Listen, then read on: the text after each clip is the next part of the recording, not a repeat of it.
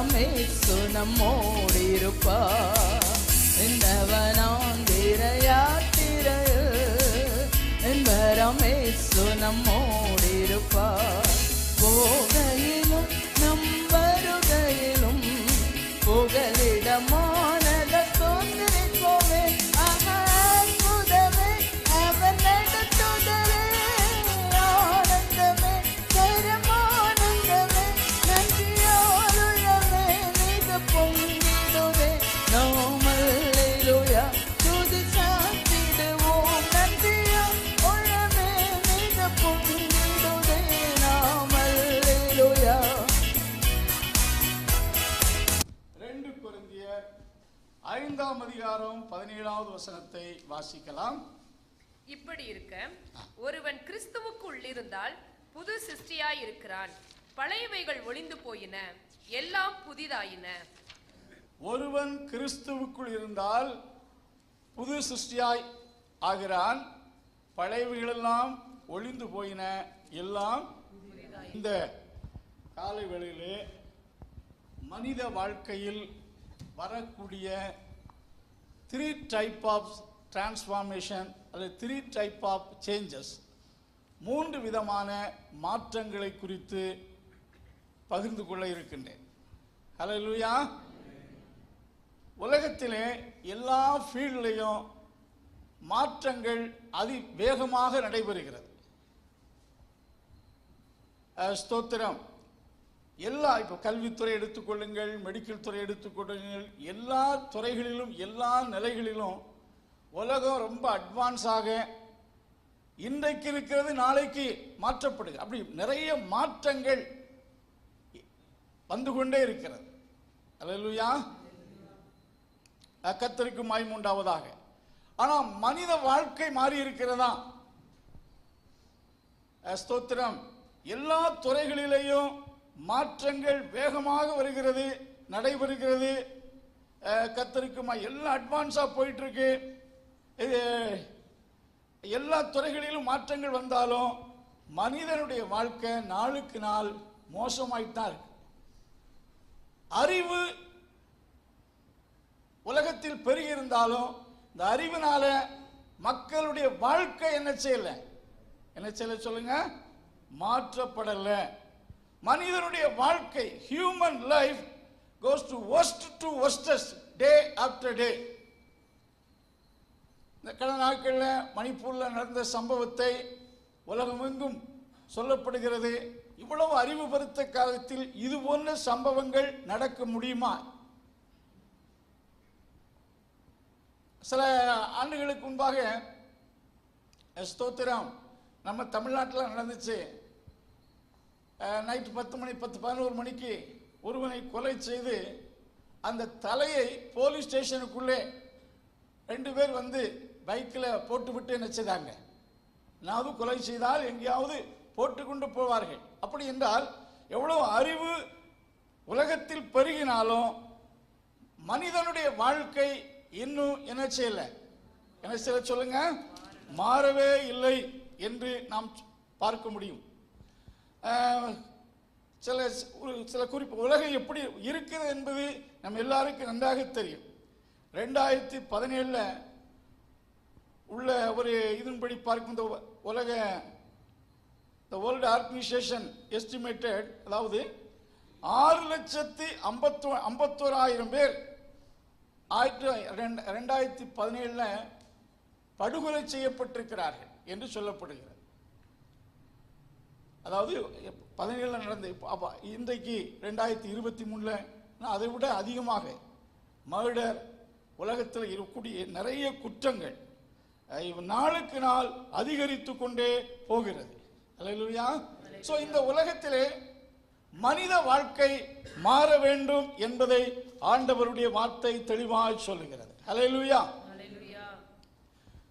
மனித வாழ்க்கை மாற்றுவதற்கு எத்தனை காரியங்கள் முயற்சித்தாலும், மனுஷன் தண்டனை கொடுத்தாலும் சரி, என்ன இருந்தாலும் சரி, மனுஷ வாழ்க்கை, human life is not changed by knowledge, education, punishment, சட்டங்கள், ரிலிஜியஸ் ஆக்டிவிட்டீஸ்.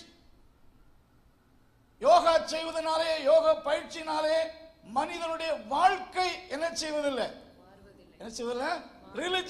ரிலிஜனுக்கும் குறைவு கிடையாது, ரிலிஜியஸ் ஆக்டிவிட்டிஸுக்கும் உலகத்தில் குறைவு கிடையாது. அறிவு எல்லா துறைகளிலும் பெருகி கொண்டிருந்தாலும் மனிதனுடைய வாழ்க்கையை இவைகள் ஒன்றுமே என்ன செய்யல, மாற்றவில்லை. அல்லேலூயா. இவைகள் மனிதனுடைய வாழ்க்கை ஸ்டைலை மாற்றலாம். படிக்காத மனிதன் சாதாரணமாக ஒரு ட்ரெஸ் எடுத்து கொண்டிருக்கலாம். அவன் நல்ல படித்ததுனால அந்த படிப்பு நிமித்தம் அவனுடைய லைஃப் ஸ்டைல் மேபி சேஞ்ச். நல்ல டை கோட் போடலாம். பட் அவனுடைய கல்வி அறிவு அவனுடைய வாழ்க்கையை, உள்ளான வாழ்க்கையை என்ன செய்வதில்லை, மாற்றுவதில்லை. லைஃப் ஸ்டைல் என்பது நாம் அணிகின்ற ஒரு வஸ்திரத்தை போல.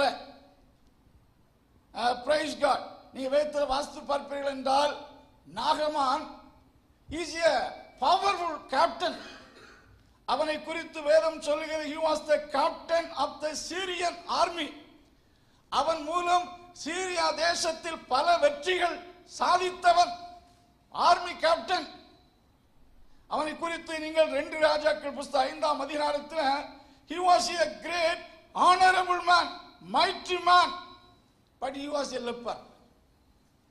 அவனுடைய மிலிட்டரி வஸ்திரத்தினாலே அவனுடைய லெப்ரசி அவனுடைய தேசத்தின் மக்களுக்கு தெரியாத அளவுக்கு கவர் பண்ணப்பட்டிருந்தது. அவனுக்கு தெரியும், அவன் வீட்டாருக்கு தெரியும். Hallelujah, hallelujah. He was paining with his secret disease. லெப்ரசியிலே டிஃபரண்ட் டைப் ஆஃப் லெப்ரசி உண்டு. அது முதிர்ச்சி அடைந்த நிலையிலே அழுகி நாற்றம் எடுக்கலாம் என்றால் இவன் அந்த நிலையை இன்னும் அடையவில்லை. அவன் ஒரு யூதய தேசத்தானாய் இருந்திருந்தால் ஆசாரியர்களுடைய ஸ்தானத்தில் அவனை நீக்கி குஷ்டரோகி கேம்புக்கு அனுப்பியிருப்பார்கள். ஏனென்றால் யூதர்களுக்கு அந்த பிரமாணம் கொடுக்கப்பட்டிருந்தது. இவன் சீரிய தேசத்தை சேர்ந்தபடினாலே அவன் அந்த பதவியில் இருந்து இறக்கப்படவில்லை. He was paining. அவன் வேதனைப்பட்டு கொண்டு இருந்தான். இப்படிப்பட்ட காலகட்டத்திலே அவனுடைய வீட்டுக்கு வேலைக்காரியாக கொண்டு வரப்பட்ட யூதாவை சேர்ந்த சிறு பெண் மூலமாக எலிசாவின் அற்புதத்தை குறித்தும் எலிசாவிடத்தில் சென்றால் சுகம் கிடைக்கும் என்ற செய்தி அவனுக்கு அறிவிக்கப்படுகிறது.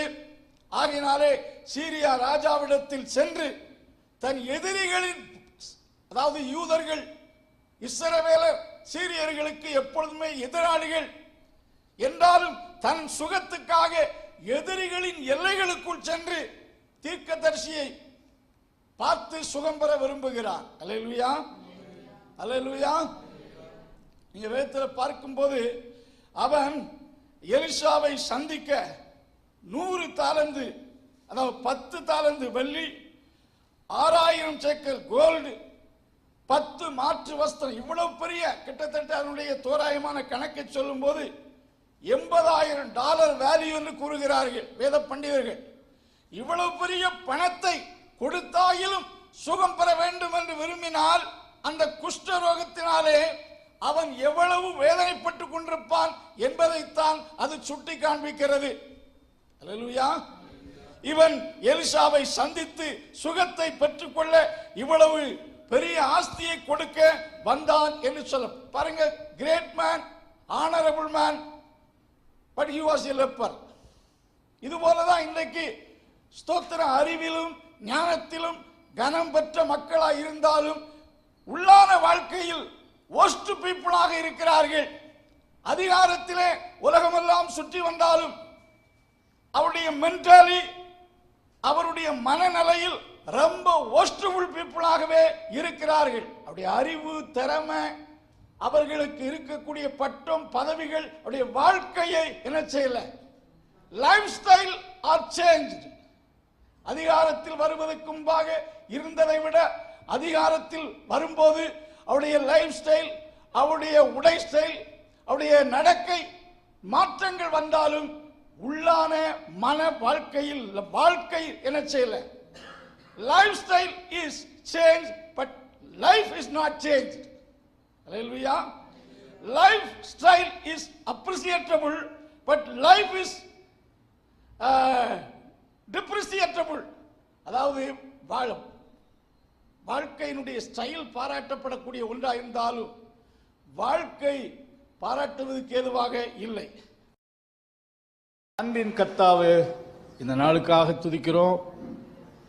இந்த கொடுக்கப்பட்ட இந்த வார்த்தைகள் நம்முடைய பிள்ளைகளுக்கு ஆசீர்வாதமாக இருப்பதாக, இந்த வாரத்தின் நாட்கள் ஆசீர்வாதமாக இருப்பதாக, ஆண்டவருடைய கிருபை யாவரோடு இருப்பதாக. இயேசுவின் நாமத்தில் ஜெபங்கள் நல்ல பிதாவே.